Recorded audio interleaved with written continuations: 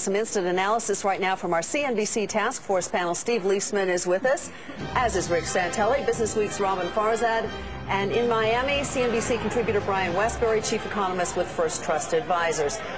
Rick Santelli, I'll go to you first because I understand they are fired up in the pits about Mr. Bernanke's testimony. Tell us. I'll tell you what, Sue. A lot of people, and I don't mean this to be political, but when Ron Paul was firing every revolver in Ben Bernanke's direction, there was a lot of people cheering down here with regard to the only tool the Fed ever seems to use, or the easing tool. And on the inflation front, many traders were reading the subtitles and they went back and checked. He made statements like, you know, import price with respect to the weaker dollar, it affects import prices but not domestic prices. That's kind of an inconsistency. His performance was far from a command performance, and I'm being kind. He didn't look like he felt very good either, Steve Leisman. But what did you hear the chairman talking about today? Not what Rick heard, I think. That's interesting. How so? I mean, Ron Paul's economics really leave a lot to be desired. He talks about people having their savings wiped out because the dollar devalued. And I think Ben Bernanke, the Fed chairman, correctly points out that it is devalued if you're spending all your money abroad, that it's domestic prices that matter. I also think that Rick is wrong. I think Ben Bernanke's been very consistent about the impact of the weaker dollar on the U.S. economy.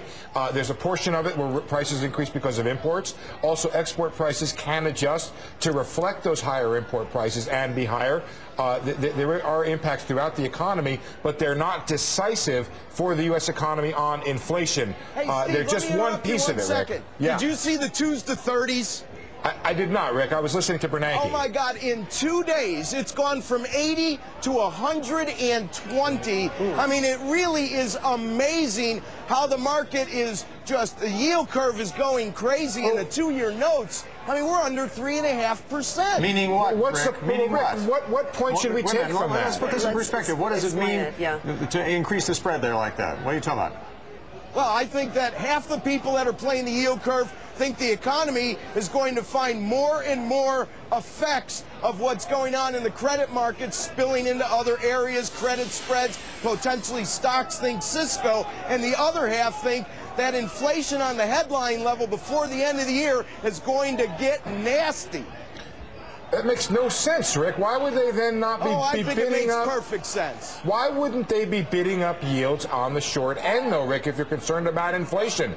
That's what you would do, right? You want your compensation back, at least through the 2-year. You cannot take fundamental analysis from a 2-year note trading at 3.5% or a 1-month T-bill trading wherever it is right now. Rick, it is not telling us what it's a flight to safety, Rick. Okay. So a lot of that steepness in there has got to be the result of a flight to safety, not a fundamental analysis of the situation. Brian Westbury, weigh in either on the debate that's raging right now between Leisman and Santelli, and also on what Mr. Bernanke said. Did you hear inconsistencies, as some traders did, or do you think it's a fairly consistent message by the Fed that they still see moderate growth in the economy and inflation right now seems to be okay? I think the chairman today did not want to rock the boat at all, and unfortunately what happens then is that they look a little indecisive or a little uncertain about where the economy is going. They want to leave all the options on the table. And partly, I think the Fed wants to do that to keep interest rates down, because lower interest rates in their mind are helpful to the economy. The problem I see with that is that then the market begins to price in a rate cut in December, and when we get there, they won't have a choice but to give it to the market, because if they don't, they'll disappoint everybody so much. So I think part of this whole idea of keeping all the options on the table kind of boxes them in a corner that I don't know if they want to be in. I still think they don't want to cut rates, but the market is clearly asking them to, and the Fed's not doing anything to dissuade that. What do you think, Robin Farzad? It could be argued that Wall Street perhaps jawboned the Fed into the 50 basis point cut on September 18th. Could it happen again in December? You know, I would go back to a conversation I had with Brian in the summer of 2004 when... Wow, he remembers conversations of 3 years ago. I remember Brian was one of those rare voices on the economic sidelines were saying that we don't have to have emergency low, generous Federal Reserve policy. And this was summer of 04, maybe at in the meat of the housing bubble. We saw a lot of it peak in 05. And it's kind of come ironically full circle to the extent that you're in Miami, my hometown, which has a parallel skyline of construction cranes and half-finished condos. It seems like there's more pain, and just to bring it all back to where you are now and what we just saw, what can Congress do about it other than bloviate and chime in? This is a great point, because it's very clear that the way we got to where we are right now is twofold. Number one, extremely low interest rates, 1% interest rates back in 03 and 04, and also very lax lending standards. And the combination of those two things are coming home to roost. Cutting interest rates now doesn't really help, because what we need now is to work through all these problems. And here's the problem, and it's going to take years to get through. Some of these subprime loans don't even reset until 2009. We have fire sale prices on securities that are probably worth a lot more than the market is willing to pay for them today. And so it's going to be, I think, years before we really get through this. And what concerns me is that if we keep cutting interest rates to try and alleviate some of the pain that people have to feel, that we're going to end up with inflationary pressures. I mean, gold's at a record, oil's at a record, the dollar is tanking. And also, Brian, I just want to jump in and tell you, we had a chart up just briefly on the December Fed Funds futures, which is really remarkable.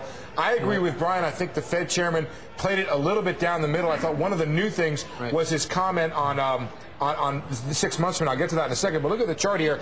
98%. We went into 85%. Also, if you look at February, I don't know if you can call it up in the back, guys, 150%. What does that mean? Oh, who's better than those guys in the back right now? Nobody. What does that mean? Let me explain that chart. It means 100% for the quarter in December, and we are now past the 50% mark, more likely than not, that is, for another quarter point. So the market's working on 4%. And I just tossed this to Rick, if I may. Rick, these guys down there, they're the ones who are supposed to take the fundamental analysis of inflation and everything, and here they are saying the Fed's going to be down at 4% in February or by the January 31st meeting. None of it makes sense, Rick. You know what, Steve? I'll tell you what.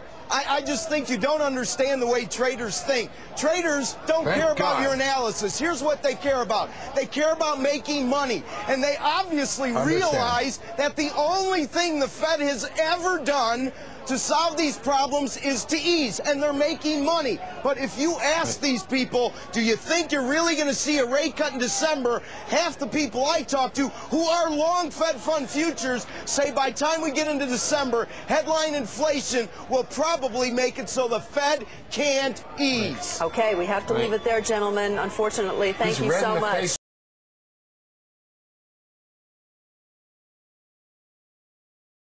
He is. Well, they're passionate down there. We thank